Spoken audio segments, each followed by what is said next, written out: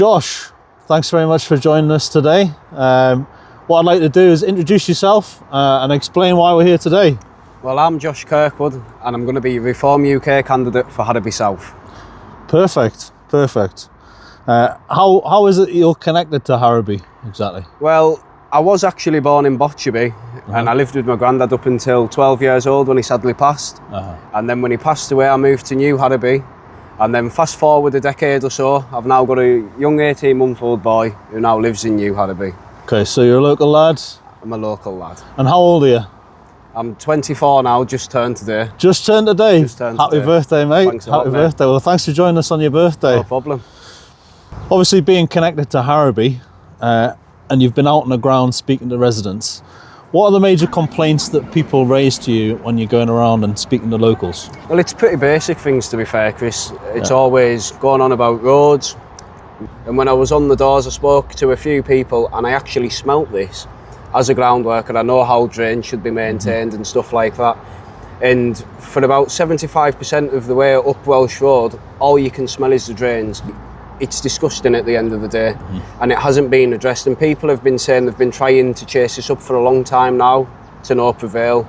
So I believe certain things like that, basic things like that, should be taken care of. Any other issues that they mention? Well, there's a lot of issues, to be fair, and a lot of it isn't just for the Harraby South ward. It's Carlisle in particular. People aren't happy with the direction Harraby South, Carlisle and Cumberland as a whole is taken. You know, you go down Botchergate, it looks like a completely different area, let's be honest. And these councillors, they speak up in the chamber about these dodgy shops, but they are the ones opening these dodgy shops. How have they got the audacity to sit there and debate about these shops when they're the ones opening them? Nothing's getting done. Why keep opening these shops if you're going to try and address them in a few months later? It makes no sense. Well, Cumbria Action have actually questioned these guys directly, and all you ever get is just fuzz and bullshit and the usual party lines. You never actually get you never feel like you get an honest answer or any truth out of them. How is it that you'd like to combat that with the council? Well, there's many relevant authorities you can work alongside. So obviously you've got the police, you've got trading standards, but a lot of these businesses will have dodgy books. Get HMRC involved, investigate these businesses correctly and thoroughly. Otherwise, it's all well and good saying, oh, we've tackled a couple of shops here and there. But if you're not addressing the full problem, then you're not addressing it at all. People, it seems to me that the council are just saying this to keep people on their side. If they really wanted to address the problem, they'd address it. We're even witnessing now new shops sprouting up in the last few weeks. Is any of the residents of Harraby South mentioning that? A few people have mentioned it, they have, yes. Because, like I say, to some people, they remember, some of these citizens have lived here, 50, 60 years. They remember when Carlisle was the once great border city. Not many people believe it is anymore. There's a lot of aspects in Carlisle as a whole that need to be addressed. There's a lot of areas that need to be investigated, looked at. Things are left behind while our council fund things unnecessarily. And I will investigate, I will look thoroughly, and I'll have a team behind me that will also look into these books. Great. So we need to actually get to the nitty and gritty of what is necessary and what isn't, because the roads are getting left behind. There's potholes everywhere. There's bits of concrete mashed in with tarmac just to make a quick temporary fix. But it's not temporary. The council will leave it for months, if not years, because it isn't causing any harm. It's an eyesore, but the council don't deem it satisfactory to then go and fix these problems because it's still operational.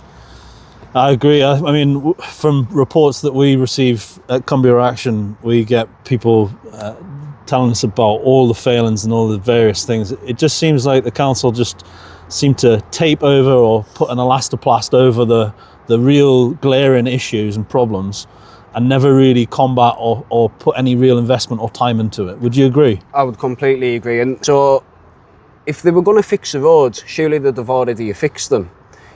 Our council were graded red by the national government on the roads, and I'm sure we were all there when they were all up in arms saying, well, we were nearly amber. Shouldn't be amber.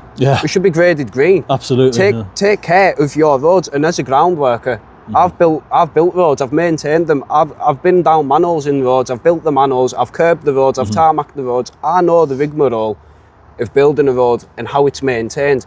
Not these quick fix with a still saw and a bag of cold lay. Things need to be fixed correctly, so then a fix stays a fix. Now, you're 24 today, in fact, Josh. So happy birthday again. Thank you.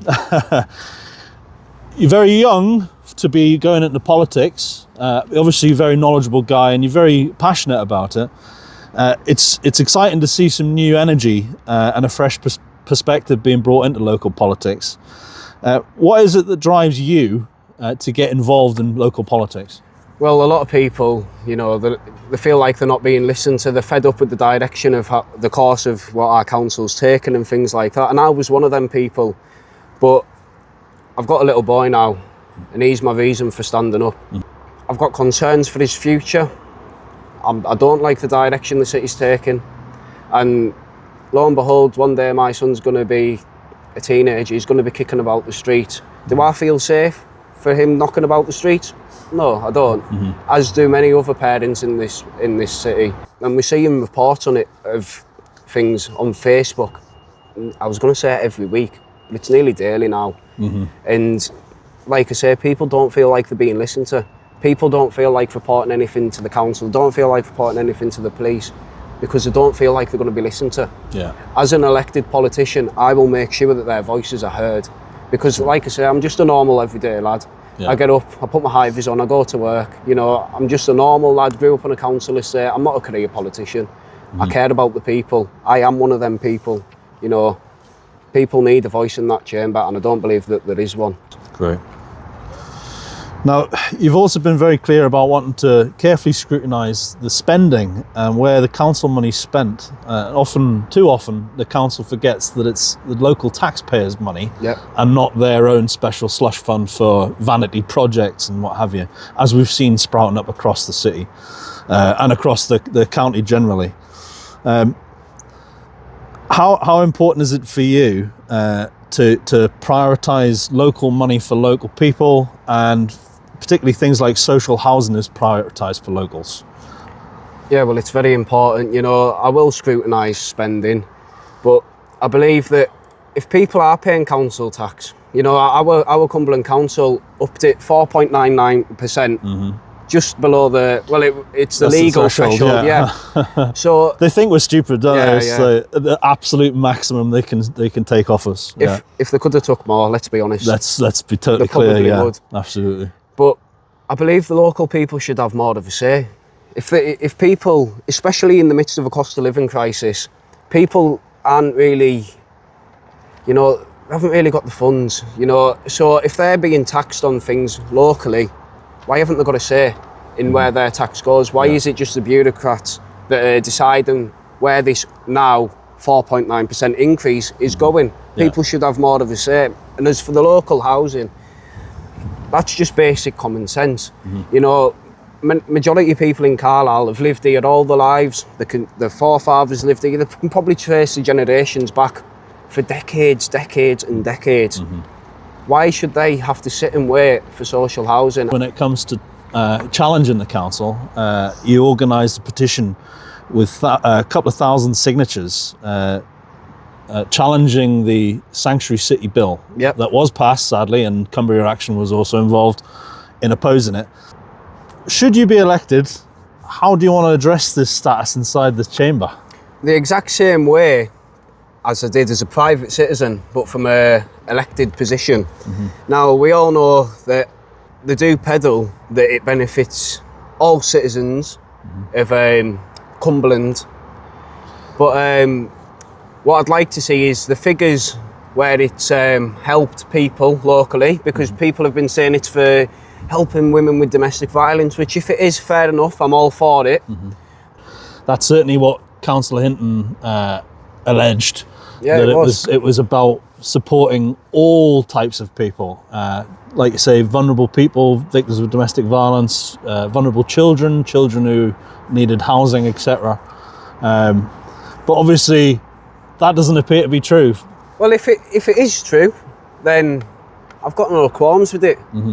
But what I would like to see, maybe I couldn't get the figures and data to back, obviously, Councillor Hinton's claim up as of now. But from an elected perspective, I will have access to that data, and I would like to see that data, because if it is, then maybe we can have a different conversation. Mm-hmm.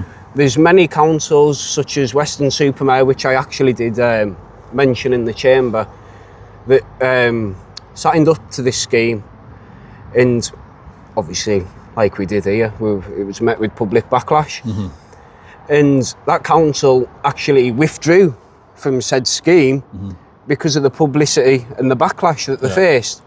So why would one council withdraw from it if it benefited everyone? Yeah. Why wouldn't a council then turn around and say, look, we understand your concerns, but this is what we are doing on the ground, and present something. We've not been presented with anything, we've just been called bullies. Well, that's it. As an activist group, we've been to the council and we've asked questions and we've tried to raise things. It's like, getting blood from a stone. Which is why it's going to be such a positive move, hopefully, to have a reasonable voice on the council. Fingers crossed, of course. That can deal with these issues and actually listen to the public. The people deserve a voice, and I do genuinely believe I will be that people's voice. Whether it's for Harraby South, whether it's for Carlisle, whether it's for Cumberland, I will fight for every single person, and I will be everyone's voice.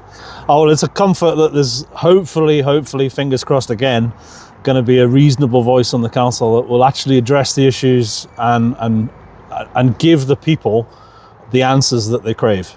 They deserve it. Absolutely. If you are fortunate enough to win on election night, you'll be the fresh, enthusiastic voice in the council, which we're all certainly behind you for. I'm really hoping for you. How excited are you to get in there and start shaking things up in that chamber? Well, very excited. You know, if there was someone else like me with the same sort of ideologies standing, then I'd be all for them. But just so happens it's me. Yeah. Being a younger person, if there's anyone else who is young, who is interested in politics and interested in putting their mark on things, do you have a message for them and any advice for them? Just go for it.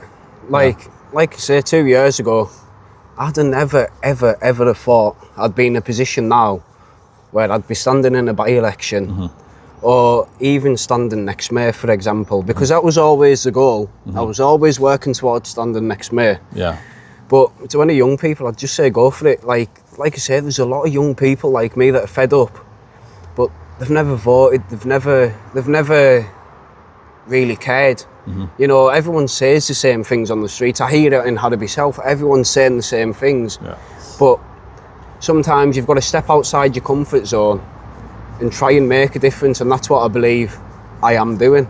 So to anyone that wants to sort of follow in my footsteps, go for it. My inbox is always open. I'll help anyone. Well, we'd say the same to anybody wanting to get involved in activism of any age. You know, it's important that everybody stands up for what they believe in, and you certainly do that, and you're a very inspiring figure for that.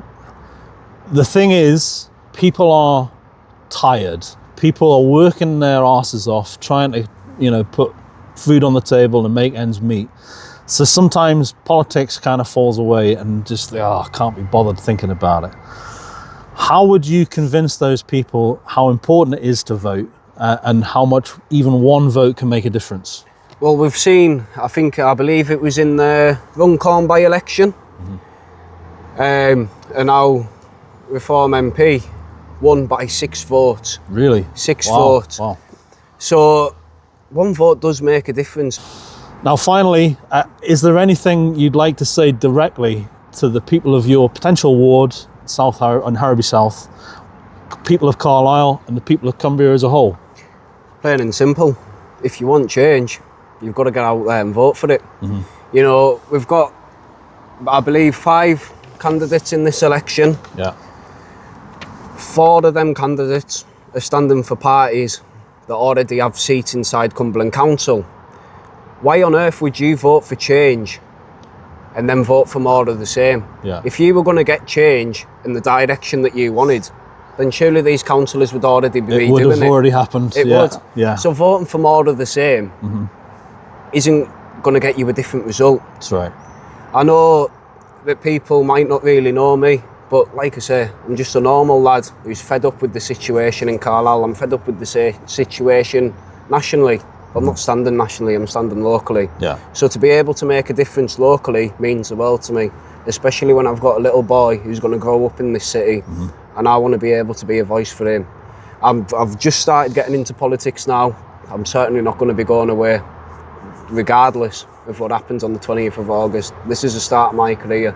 Great. And I am going to be there for any single person, regardless of their ideologies. Great. No, that's wonderful, and I'm really pleased to hear it. And I wish you every success. The people are behind you. Certainly, our group's behind you, and we look forward to hopefully seeing you take that victory. And Cumbria Action would certainly advise everybody to back Josh Kirkwood, and we can get that change we all want. You only get change if you vote for it. That's right. Josh, thank you very much.